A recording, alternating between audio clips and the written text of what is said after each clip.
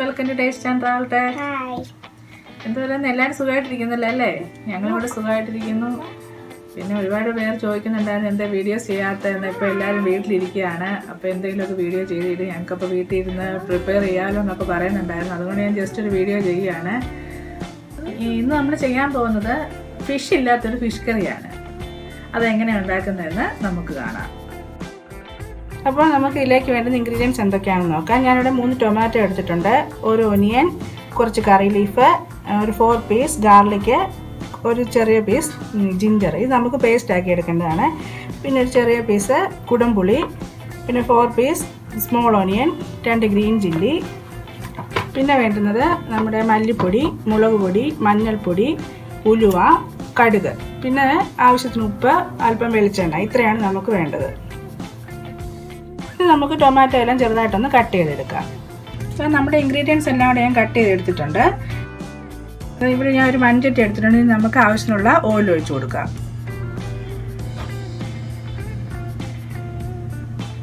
നമ്മുടെ ഓയിൽ ഇപ്പോൾ നന്നായിട്ട് ചൂടായിട്ടുണ്ട്. നമുക്ക് അല്പം കടുക് ഇട്ട് കൊടുക്കാം. കടുക് ചെറുതായിട്ടൊന്ന് പൊട്ടി വരുമ്പോൾ നമുക്ക് ഉലുവ ഇട്ട് കൊടുക്കാം. നമ്മുടെ കടുക് നന്നായിട്ട് പൊട്ടി വരുന്നുണ്ട്. നമുക്ക് അല്പം ഉലുവ ചേർത്ത് കൊടുക്കാം.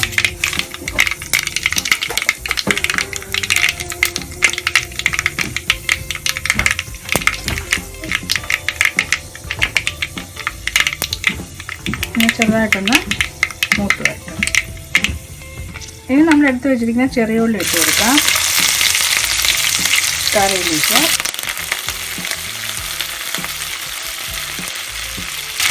നന്നായിട്ട് നമുക്ക് വഴറ്റിയെടുക്കാം.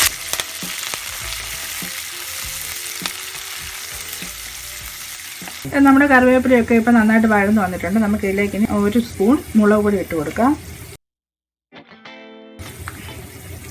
ഒരു 1.5 സ്പൂൺ മല്ലിപ്പൊടി, ഒരു 1/4 ടീസ്പൂൺ മഞ്ഞൾപ്പൊടി, എന്നിട്ട് നമ്മൾ ചതച്ച് വെച്ചിരിക്കുന്ന ജിഞ്ചർ ഗാർലിക് പേസ്റ്റ് നമുക്ക് ചേർത്ത് കൊടുക്കാം.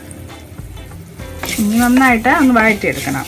ഞാനിപ്പോൾ മുളക് പൊടി അധികം ചേർത്തിട്ടില്ല, നല്ല എരിവുള്ള മുളകാണ് ഞാൻ ചേർത്തിരിക്കുന്നത്. അതുകൊണ്ടാണ് ഞാൻ 1 സ്പൂൺ ഇട്ടിരിക്കുന്നത്. പിന്നെ അത് നമ്മുടെ മുളകിൻ്റെ എരിവ് അനുസരിച്ച് നമുക്ക് കൂടുതൽ ചേർക്കാം.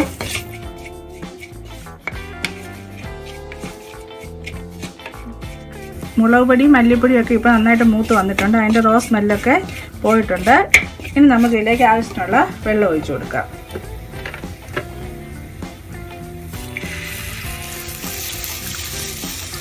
നമുക്കൊന്ന് മിക്സ് ചെയ്ത് കൊടുക്കാം. ഇതിലേക്ക് നമ്മൾ എടുത്ത് വെച്ചിരിക്കുന്ന കുടംപുളി ഉണ്ട്, അത് നമുക്ക് ഇട്ട് കൊടുക്കാം. ഇനി നന്നായിട്ടൊന്ന് തിളക്കട്ടെ.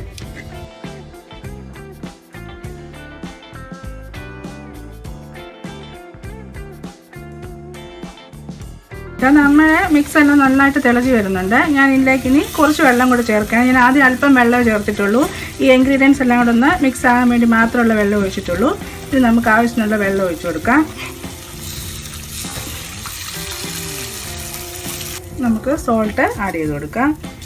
നന്നായിട്ടൊന്ന് മിക്സ് ചെയ്യാം. ഇനി നന്നായിട്ടൊന്ന് തിളച്ച് കഴിയുമ്പം നമ്മുടെ ഇൻഗ്രീഡിയൻസ് എല്ലാം കൂടെ നമുക്ക് ഇതിലേക്ക് ആഡ് ചെയ്യാം.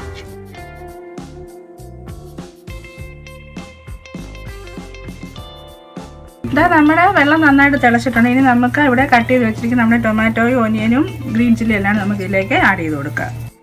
ഇതിൻ്റെ കൂടെ നമുക്ക് ചേന വേലും ആഡ് ചെയ്യാൻ പറ്റും. അപ്പോൾ നമുക്ക് ഫിഷ് കറിക്കകത്ത് ഫിഷിൻ്റെ പീസ് കിടക്കുന്നതുകൊണ്ട് ഈ ചേനയുടെ പീസ് ഇടയ്ക്ക് നമുക്കതെടുത്ത് കഴിക്കുകയും ചെയ്യാം. ഇപ്പോൾ ഇതിൻ്റെ വെള്ളം തിളച്ചപ്പോൾ തന്നെ നമ്മുടെ ഫിഷ് കറിയുടെ ഒരു മണമാണ് വന്നത്. ഇതിപ്പോൾ നമ്മൾ ഫിഷ് കറിക്കകത്ത് ചേർക്കുന്ന ഇൻഗ്രീഡിയൻസ് എല്ലാം നമ്മൾ ചേർത്തിരിക്കുന്നത്. അതുകൊണ്ടാണ് നല്ലൊരു സ്മെല്ലൊക്കെ വരുന്നത്. നിങ്ങൾ എന്തായാലും വീട്ടിൽ ട്രൈ ചെയ്ത് നോക്കണം. നമ്മൾ സാധാരണ തക്കാളി കറി വെക്കുന്ന രീതി അല്ലാതെ ഇങ്ങനെ ഒന്ന് വെക്ക് നോക്കാം. അപ്പോൾ നമ്മുടെ ഒരു ഫിഷ് ഇല്ലാത്ത ഫിഷ് കറി നിങ്ങൾക്ക് ഇത് വെച്ച് നോക്കുമ്പോൾ എന്തായാലും ഇത് മനസ്സിലാവും. ഇത് ഈ ടൊമാറ്റോ ഒക്കെ നന്നായിട്ട് ഉടയണം, അപ്പോഴാണ് ഇതിൻ്റെ ടേസ്റ്റ് നന്നായിട്ടാകുന്നത്. ഇത് നമുക്കൊന്ന് അടച്ച് വെച്ച് വേവിച്ചെടുക്കാം. നമ്മുടെ കറി ഇപ്പം നന്നായിട്ട് തിളച്ച് വരുന്നുണ്ട്. ഫിഷ് ഇല്ലാത്ത ഫിഷ് കറി എന്ന് പറഞ്ഞിരിക്കുന്നത് വെച്ചാൽ നമ്മൾ ഫിഷിനകത്ത് ചേർക്കുന്ന ഇൻഗ്രീഡിയൻസ് എല്ലാം അതിനകത്ത് ചേർത്തിരിക്കുന്നത്. അപ്പോൾ ആ ഒരു തിളച്ചൊക്കെ വരുമ്പോൾ നമ്മുടെ ഫിഷ് കറിയിൽ അതേ ടേസ്റ്റാണ് വരുന്നത്.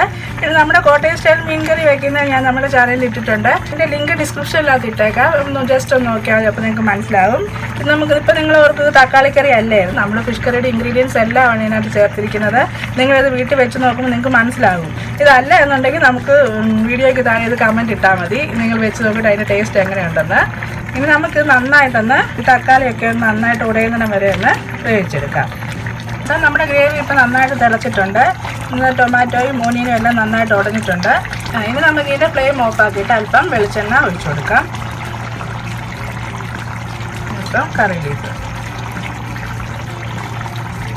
ഇപ്പം നമ്മുടെ ഫിഷ് ഇല്ലാത്ത ഫിഷ് കറി ഇപ്പോൾ റെഡി ആയിട്ടുണ്ട്. നിങ്ങളിത് എന്തായാലും വീട്ടിൽ ട്രൈ ചെയ്ത് നോക്കണം, നിങ്ങൾക്ക് എല്ലാവർക്കും നന്നായിട്ട് ഇഷ്ടപ്പെടും. അപ്പോൾ ഞങ്ങൾ ഈ വീഡിയോ ഇഷ്ടപ്പെട്ടാൽ ഞങ്ങളുടെ ചാനൽ സബ്സ്ക്രൈബ് ചെയ്യാൻ മറക്കരുത്, ഷെയർ ചെയ്യുക, നമ്മുടെ കൂട്ടുകാർക്കൊക്കെ ഷെയർ ചെയ്ത് കൊടുക്കുക, ലൈക്ക് ചെയ്യുക. അപ്പോൾ ഇനി ഒരു പുതിയ വീഡിയോ കാണുന്നവരേക്കും എല്ലാവർക്കും ബൈ ബൈ.